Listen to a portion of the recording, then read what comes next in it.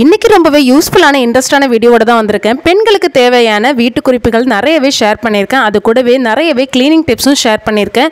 So இந்த video எல்லாருக்குமே இன்ட்ரெஸ்ட்டாகவும் இருக்கும். ஸ்கிப் பண்ணாமல் பாருங்கள். இந்த வீடியோ ஃபஸ்ட்டாக பார்க்குறீங்கன்னா லைக் பண்ணிவிட்டு பாருங்கள். இப்போ தான் நம்ம சேனலுக்கு ஃபஸ்ட்டாக வரீங்கன்னா சப்ஸ்கிரைப் பண்ணிவிட்டும் பாருங்கள். இப்போ நம்ம வாங்க ஃபஸ்ட் டிப் என்னன்றதை பார்த்துடலாம். இப்போ நம்ம வீட்டில் எல்லாம் புட்டு மாவெல்லாம் வந்து பிசையும் போது பார்த்தீங்கன்னா சாஃப்டாக இருக்காது. ஸோ அதை எப்படி நம்ம சாஃப்டாக பிசையுதுன்னு சொல்லிட்டு நான் சொல்கிறேன். ஒரு சின்ன டிப்பு ஃபாலோ பண்ணிங்கன்னா நம்மளோட புட்டு வந்து ரொம்பவே சாஃப்டாக இருக்கும். நான் வந்து பார்த்தீங்கன்னா சாதா புட்டு மாவு தான் எடுத்திருக்கேன். அந்த புட்டு மாவு பார்த்தீங்கன்னா கொஞ்சம் குறக்குறான்னு இருக்கும். அந்த மாதிரி புட்டு மாவு எடுத்திங்கன்னா நல்லாயிருக்கும். அது கூடவே நான் இடியாப்ப மாவும் கொஞ்சம் சேர்த்துக்கிறேன். ஸோ இந்த மாதிரி நம்ம செய்யும்போது பார்த்தீங்கன்னா புட்டு கொஞ்சம் சாஃப்டாக வரும். ஸோ இது கொஞ்சம் சேர்த்துக்கலாம். நெக்ஸ்ட்டு நம்ம எவ்வளோ புட்டு மாவு எடுத்துருக்கோமோ அதுக்கு தேவையான நம்ம உப்பு சேர்த்துக்கலாம். இப்போ இதுக்கு தேவையான உப்பு வந்து சேர்த்துக்கிறேன். நார்மலாக நம்ம புட்டு மாவு வந்து தண்ணியில் மட்டும்தான் பிசைவோம். ஸோ நான் சொல்கிற மாதிரி நீங்கள் பிசைஞ்சு பாருங்கள், நல்லாவே சாஃப்டாக வரும்.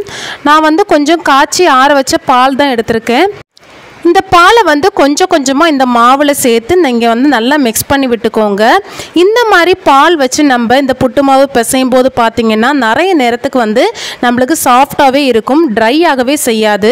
ஸோ இந்த மாதிரி நீங்கள் கண்டிப்பாக ஒரு முறை ட்ரை பண்ணி பாருங்கள். கண்டிப்பாக உங்களுக்கு வந்து புட்டு வந்து ரொம்பவே சாஃப்டாகவும் ரொம்ப நேரத்துக்கு வந்து ட்ரை ஆகாமலும் இருக்கும். ஸோ இந்த மாதிரி நம்ம மாவு வந்து பிசைஞ்சிக்கலாம். இப்போ நம்ம வந்து பால் சேர்த்துருக்கோம். இதுக்கப்புறம் வந்து நம்மளுக்கு தேவைப்பட்டது அப்படின்னா நம்ம அதுக்கப்புறம் வந்து தண்ணி சேர்த்து பிசைஞ்சிக்கலாம். புட்டுக்கு எப்போவுமே மாவு பிசையும் போது பார்த்தீங்கன்னா கொஞ்சம் கொஞ்சமாக தெளித்து விட்டு பிசைஞ்சிக்கணும். அப்போ தான் நம்மளுக்கு பக்குவம் கரெக்டாக தெரியும். இப்போ நம்ம தண்ணி ஊற்றி நல்லா வந்து இந்த மாதிரி பிசைஞ்சு எடுத்துக்கலாம். இப்போ பாருங்கள், நல்லா மிக்ஸ் பண்ணி விட்டாச்சு. நம்மளுக்கு புட்டு வந்து நல்லா வந்து உதிரி உதிரியாக இப்படி வரும். இப்படி பிடிச்சிட்டு நம்ம இப்படி உதறும் போது அழகாக வந்து பூ போல் விழும். ஸோ அதுதான் நம்மளுக்கு பக்குவம்.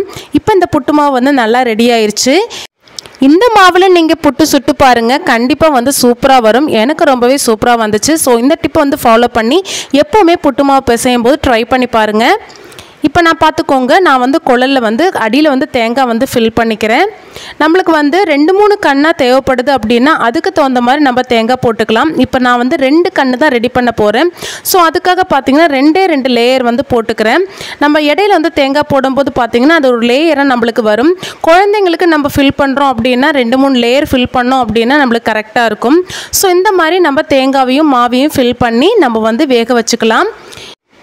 நான் புட்டு வேக வைக்கிறதுக்கு குக்கர் தான் யூஸ் பண்ணுவேன். உங்கள் வீட்டில் என்ன யூஸ் பண்ணுவீங்கன்னு சொல்லிட்டு கண்டிப்பாக கமெண்ட் செக்ஷனில் கமெண்ட் பண்ணுங்கள்.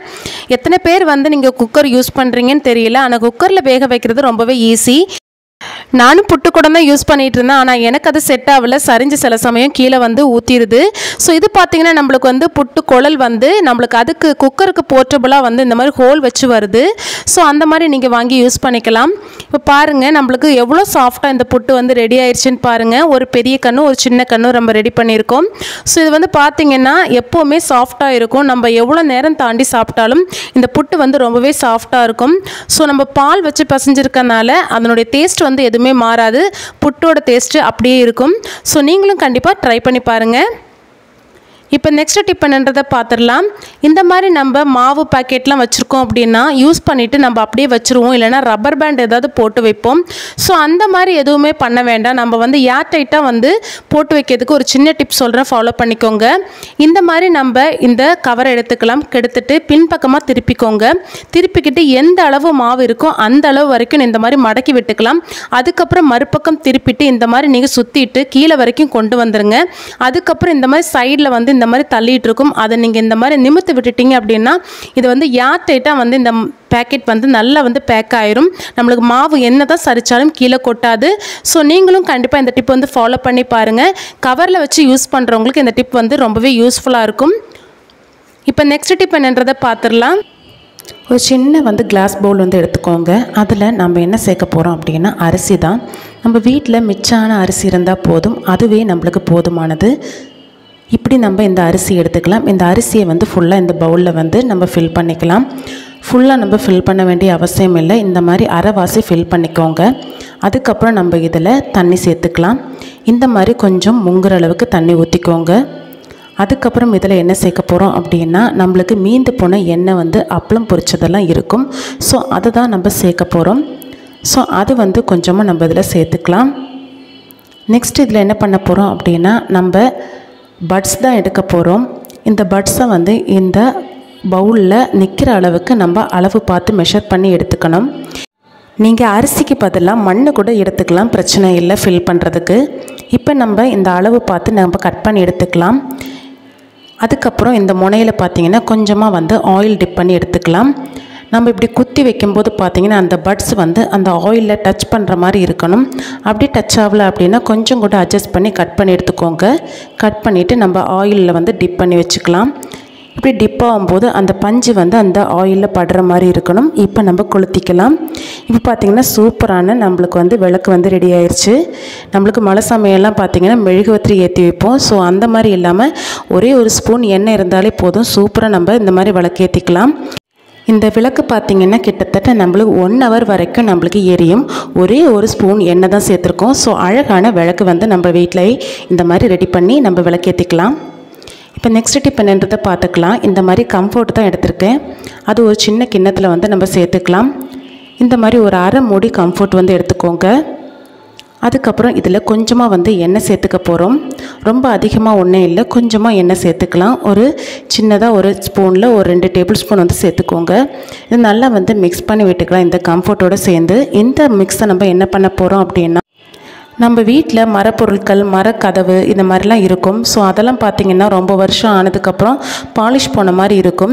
ஸோ அதை க்ளீன் பண்ணும்போது இந்த மாதிரி க்ளீன் பண்ணி பாருங்கள். இந்த மாதிரி சின்ன துணியில் இதை வந்து டிப் பண்ணி எடுத்துகிட்டு நல்லா வந்து புழிஞ்சு எடுத்துக்கோங்க. புழிஞ்சு எடுத்துகிட்டு இந்த மாதிரி லேசாக நீங்கள் தொடச்சி விட்டுட்டிங்கனாலே சூப்பராக நம்மளுக்கு பாலிஷ் போட்ட மாதிரி ஆயிரும். இது பார்த்திங்கன்னா நம்ம இதில் ஆயில் தடவி இருக்கனால நல்ல ஒரு பாலிஷ் போட்ட லுக்கு வந்து நல்லாவே கிடைக்கும். ஸோ இது தடவும் போதே உங்களுக்கு பார்த்தாலே தெரியும் அந்த மரத்தில் வந்து எவ்வளோ வந்து நம்மளுக்கு அழுக்கும் போய் நல்ல வந்து ஒரு வார்னிஷ் போட்ட லுக்கு மாதிரி இருக்கும். மரக்கதவு மட்டும் இல்லைங்க, நம்ம வீட்டில் இருக்க ஷோஃபா, நீங்கள் என்னெல்லாம் நீங்கள் மரப்பொருட்கள் வச்சுருக்கீங்களோ அதெல்லாம் நீங்கள் இந்த 2 பொருளை வச்சு க்ளீன் பண்ணி பாருங்கள். சுத்தமாக க்ளீன் ஆகிறதும் இல்லாமல் நல்ல ஒரு பாலிஷ் போட்ட லுக் மாதிரி கிடைக்கும். பாருங்கள், அந்த ஒரு பாகத்தை உங்களுக்கு பாலிஷ் போட்ட மாதிரி நான் உங்களுக்கு காமிச்சு கொடுத்துருக்கேன். இந்த பாகத்தை நீங்கள் கம்பேர் பண்ணி பார்க்கும்போது நல்லாவே ஒரு டிஃப்ரென்ஸ் தெரியும். கலர் வேரியேஷன் நல்லாவே ஆகிருக்கு, நல்ல ஒரு பாலிஷ் போட்ட மாதிரி இருக்குது. ஸோ இதே மாதிரி நீங்கள் எல்லா இடத்துலையும் நீங்கள் தொடச்சி விட்டுட்டீங்க அப்படின்னா உங்கள் பொருட்கள் வந்து எப்போவுமே சுத்தமாகவும் நல்ல பாலிஷ் போட்ட மாதிரி இருக்கும். ஸோ ட்ரை பண்ணி பாருங்கள். இப்போ நெக்ஸ்ட் டிப் என்னன்றதை பார்த்துடலாம். நம்ம இதே வந்து லிக்விட் வச்சு நம்ம ஷூ வந்து பாலிஷ் போட்டுக்கலாம். நம்ம வீட்டில் ஷூ பாலிஷ் இல்லைனாலும் இந்த லிக்விட் வச்சு நீங்கள் ட்ரை பண்ணி பார்க்கலாம். நம்ம இந்த மாதிரி ட்ரை பண்ணும்போது பார்த்திங்கன்னா அந்த ஷூவில் உள்ள ஒரு பேர்ட் ஸ்மெல்லாம் வரது வந்து அவாய்ட் பண்ணலாம். அது மட்டும் இல்லாமல் நம்ம ஷூ பார்த்திங்கன்னா பாலிஷ் போடும்போது நல்லாவே வந்து மினுங்கி அழகாக இருக்கும். இது பார்த்திங்கன்னா நம்ம நார்மல் பாலிஷ் போடும்போது இந்த ஒரு லுக் வந்து நம்மளுக்கு கிடைக்காது. இதில் நம்ம ஆயில் சேர்த்துருக்கனால இந்த மாதிரி நம்ம தொடச்சி பாலிஷ் போடும்போது சூப்பராகவே நல்ல ஒரு க்ளோயிங் லுக் வந்து நம்மளுக்கு கிடைக்கும். இப்போ கம்பேர் பண்ணி பார்த்தாலே உங்களுக்கு தெரியும். இது பார்த்திங்கன்னா நிறைய நேரத்துக்கு நம்மளுக்கு ரீட்டைன் ஆகி நிற்கும். இப்படி நம்ம பாலிஷ் போட்டு வைக்கிறதுனால பார்த்திங்கன்னா நிறைய நாளைக்கு நம்மளுக்கு ஷூ வந்து வேஸ்ட் ஆகாமல் நிறைய நாளைக்கு இருக்கும். இப்போ பாருங்கள், ரெண்டுமே நம்ம பாலிஷ் போட்டாச்சு. எப்படி ஒரு நல்ல ஒரு க்ளோசிங்கான லுக் கிடைக்குதுன்னு பாருங்கள். இந்த ஷூவை வந்து நம்ம ரேக்லேயோ ஏதாவது ஸ்டோர் பண்ணும்போது பார்த்திங்கன்னா நம்மளுக்கு ஒரு மாதிரி பேர்ட் ஸ்மெல் வரும்.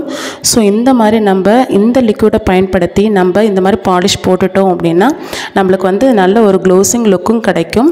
நம்ம கபோர்ட்லலாம் க்ளோஸ் பண்ண மாதிரி நம்ம ஸ்டோர் பண்ணுவோம் சில சமயம். அந்த மாதிரி வைக்கும்போது பார்த்திங்கன்னா எடுக்கும்போது நல்ல ஒரு ஸ்மெல்லாக இருக்கும். ஸோ நம்ம இந்த மாதிரி பாலிஷ் போட்டு வச்சோம் அப்படின்னா எந்த ஒரு பேர்ட் ஸ்மெல்லும் நம்மளுக்கு அந்த கபோர்ட்லேருந்து வராது. ஸோ நீங்கள் இந்த மாதிரி ட்ரை பண்ணி பாருங்கள். கண்டிப்பாக எனக்கு யூஸ்ஃபுல்லாக இருந்து நீங்களும் வந்து ட்ரை பண்ணுங்கள்.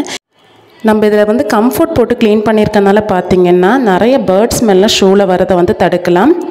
ஸோ அவ்வளோதான் இன்றைக்கான வீடியோ. இந்த வீடியோ எல்லாருக்குமே யூஸ்ஃபுல்லாகவும் இன்ட்ரெஸ்ட்டாகவும் இருந்திருக்குன்னு நினைக்கிறேன். வீடியோ பிடிச்சிருந்தா கண்டிப்பாக லைக் பண்ணுங்கள், சப்ஸ்கிரைப் பண்ணி வச்சுக்கோங்க. நம்ம சேனலில் நிறையவே யூஸ்ஃபுல்லான வீடியோஸ் வந்து போட்டுட்ருக்கோம். இதே போல் யூஸ்ஃபுல்லான வீடியோவில் உங்களை வந்து ரீச் பண்ணுறேன். until that, thank you, bye bye.